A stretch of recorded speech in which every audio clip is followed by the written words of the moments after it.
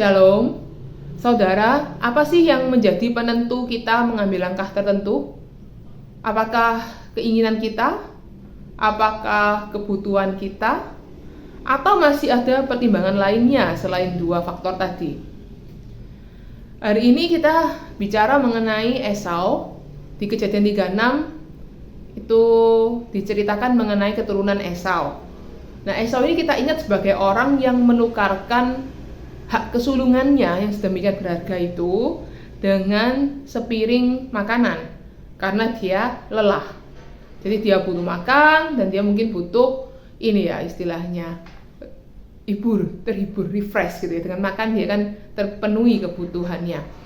Nah, Kejadian 36 ini mencatat anak-anaknya Esau dan keturunannya yang dia peroleh dari istri-istrinya.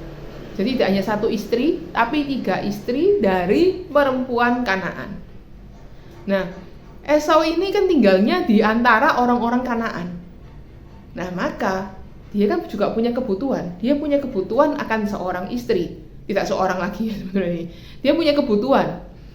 Nah, makanya dia kawin dengan perempuan Kanaan. Dia tidak peduli bahwa pada prinsipnya perkawinan hanya boleh dilakukan dengan bangsa yang sama pada waktu itu. Contoh, pada waktu Abraham mencarikan jodoh gitu ya buat Ishak, dia pesan sama hambanya yang mencarikan, pergilah pulang ke bangsaku dan carikan. Nah, tapi kalau orangnya nggak mau, si wanita itu nggak mau, ya sudah biarkan, jangan kamu mengambil orang yang bukan bangsaku alias perempuan Kanaan menjadi istrinya Ishak. Itu hal yang sangat dipegang teguh prinsip itu. Jadi dengan kata lain Abraham bilang, kalau orang bangsaku nggak ada yang mau jadi istrinya Ishak, ya sudah gitu. Nah, yang pasti jangan mengambil orang bangsa lain. Nah, kalau kita bicara soal bangsa lain, perempuan Kanaan, ini kan bicara mengenai orang yang tidak seiman.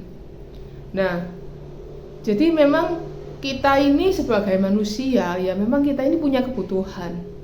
Ya, kita butuh uang, kita butuh untuk ditemani, dimengerti, disayang. Tapi tidak berarti karena kita butuh, maka tindakan kita itu jadi benar. Sama seperti kalau kita ini butuh cepat gitu ya, kita butuh cepat nyampe.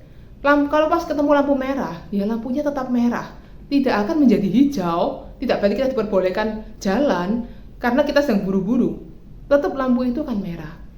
Nah, di dalam Esau ini, Ibrani 12 ternyata menilai Esau itu sebagai contoh yang buruk. Dikatakan janganlah ada orang yang punya nafsu yang cabul, atau artinya tidak peduli dengan firman Tuhan, dengan hal yang rohani, dan menukarkan hak kesulungannya yang demikian berharga dengan sepiring makanan. Saudara, dari perenungan firman ini, kiranya kita tidak lagi menjadikan kebutuhan sebagai suatu alasan pembenar untuk kita melakukan sesuatu.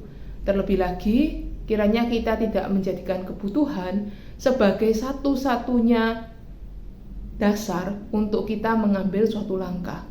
Jadi biarlah firman Tuhan itu yang menentukan langkah yang akan kita ambil. Amin. Shalom.